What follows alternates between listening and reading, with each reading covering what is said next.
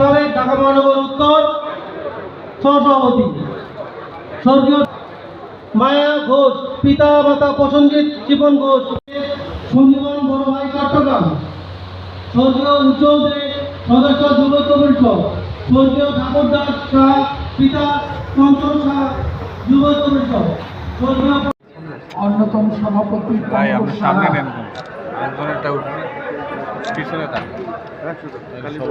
তিনি বিষয় নির্ধারণী কমিটির নামগুলো সুপারিশ করেছেন এবং আপনারা হাত এই পর্যবেক্ষণ কারো কোনো কমিটি গঠন কোনো ধরনের মতামত অথবা ভোটাধিকার থাকবে না।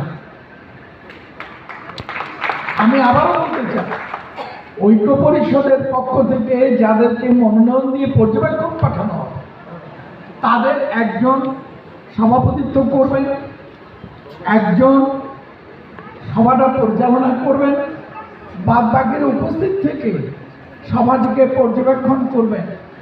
পর্যবেক্ষকদের কারো এই কমিটি গঠনের ক্ষেত্রে কোনো ব্যক্তিগত মতামত থাকবে না, কোনো ভোটাধিকার থাকবে না। যাদেরকে মনোনয়ন দেওয়া হচ্ছে তারা হলেন মনীন্দ্র কুমার নাথ, মূল কমিটির যুগ্ম সাধারণ সম্পাদক, তিনি বিষয় নির্ধারণী কমিটিতে সভাপতিত্ব করবেন। অন্যতম যুগ্ম সাধারণ সম্পাদক শ্রী জয়ন্ত কুমার দেব, তিনি সভাটি পরিচালনা করবেন।